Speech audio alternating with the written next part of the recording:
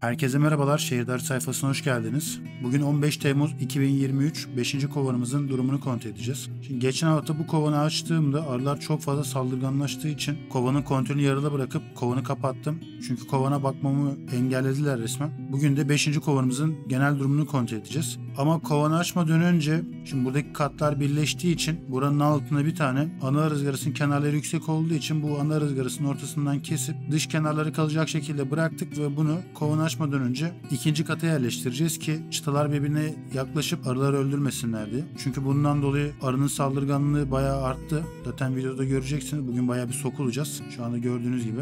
Yani bizim arılarımız gördüğünüz gibi sakin bir arı ama bu arı ölümlerinden dolayı artık kovan çok agresifleşti. Yani kovan bildiğiniz Terminatöre döndü. Kovanı açtığımız anda direkt saldırıyorlar. O yüzden bunu engellemek için hem de ana arıyı görmemiz için bugün kovanı açacağız ve dediğim gibi yükseltmek için aparatı koyacağız. Ama arılar şu an buna izin vermiyor. Şimdi arılarımız bir tık sakinleştiği için ikinci katı kenara alıyoruz ve bahsettiğim aparatı kovana yerleştiriyorum. Şimdi burada katı kaldırmak problem çünkü alt kattaki çıtalarla birleştiği için ikinci katla beraber geliyor. O yüzden bunun sıkıntısını yaşıyoruz. Şimdi kovanımıza aparatımızı yerleştirdik ve üçüncü katı kovana koyduk. Şimdi de kovanın kontrolünü gerçekleştireceğiz. Ama dediğim gibi arılar direkt saldırıya geçiyorlar.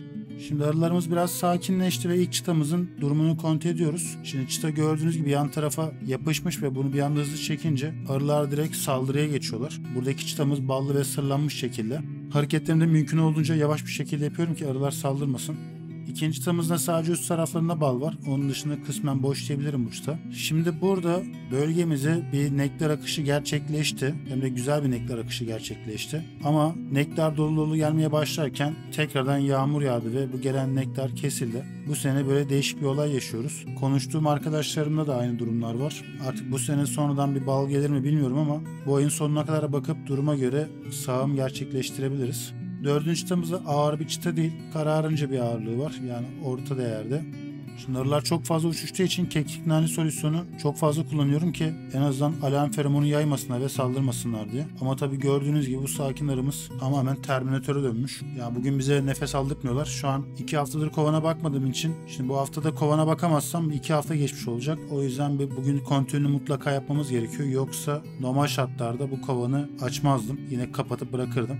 Şimdi üçüncü katımızda bir ana arı yüksüğü göremiyorum. Son duvar çıtamızda komple bal dolu sırlanmış bir çıta. Zaten ağırlığı da çok yerinde.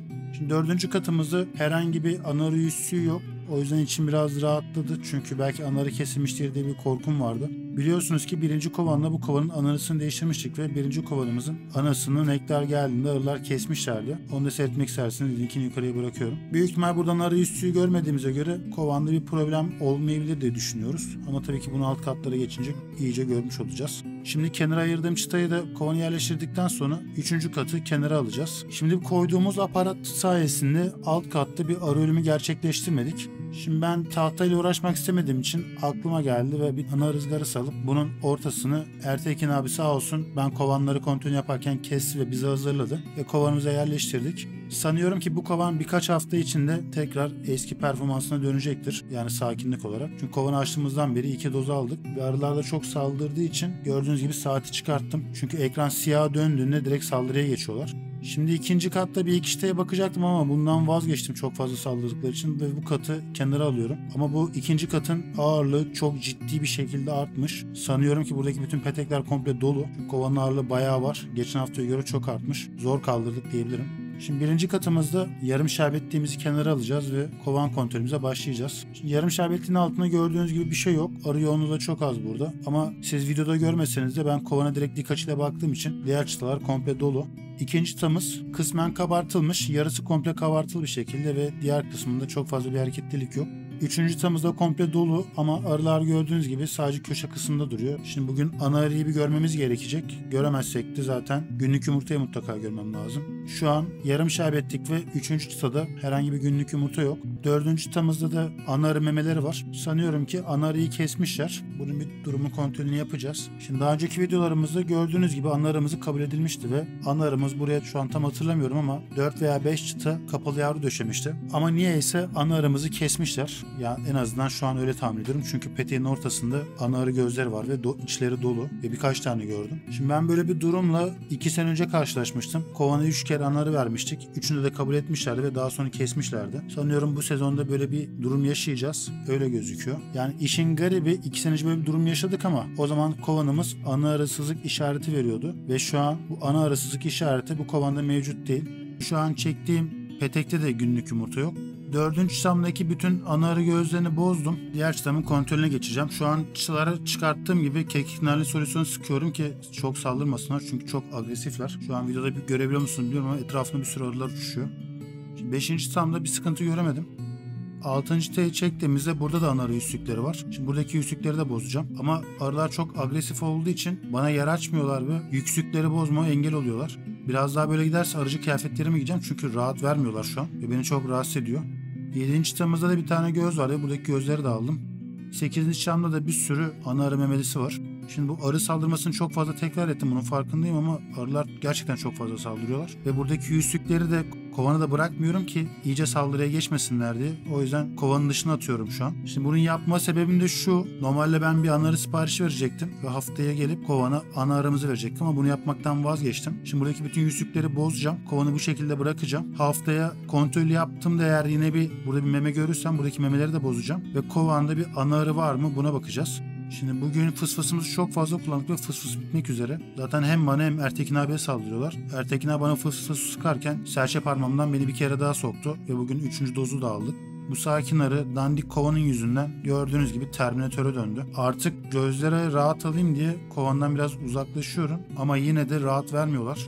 Şimdi 9. çıtamızı çekerken arı yine geldi ve serçe parmağımdan soktu. Serçe parmağımızdan 2 tane doz yedik. Bir kere de sağ avuç içimden ve sağ işaret parmağımdan soktu. Şimdi burada da yüzükler var ama arılar gördüğünüz gibi bana izin vermiyor ve gidip arıcı kıyafetimi giymeye karar verdim. Çünkü böyle bakılmıyor artık. Çünkü havada iyice kararmaya başladı.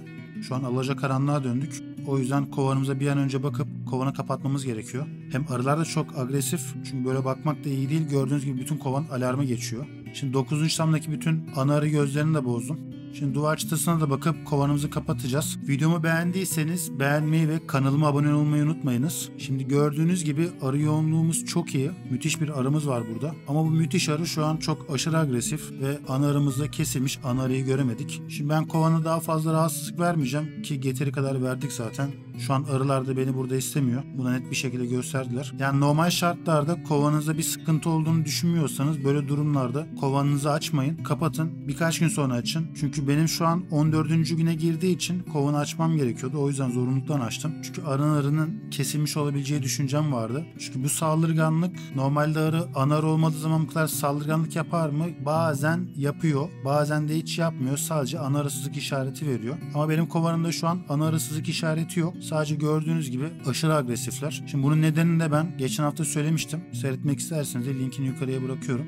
Şimdi arkamda gördüğünüz 2. ve 3. kat bu benim yaptığım kovanın katları değil. Hazır kovanlar bunlar. 3. katla 2. katla birleştiği için burada çok fazla arı öldü ve bundan dolayı arılar agresifleşti. Şu anda ana arı olmadığı için ve nektar da kesildiği için kovanda yeteri kadar bal var ama nektarın varlığı arının sakinleşmesine çok yardımcı oluyor. Şu anda nektar gelmediği için arılar ekstradan agresif diye düşünüyorum. Çünkü nefes aldırtmadılar bugün bana. Şimdi kovana katlarımı koyup kovanı direkt kapatıyorum. Videoda biz burada çekim yaparken kapanmış ama burada da zaten bir şey yok. Ben katları koyup direkt kovanı kapattım ve bölgeden uzaklaştım. Uzaklaştığımız anda da zaten kovanın arıları sakinleşti ve kovana girdiler. Bize saldırmadılar daha fazla. Benim bu haftaki kontrollerim bu kadar. Haftaya tekrardan görüşmek üzere. Beni seyrettiğiniz için hepinize teşekkür ederim.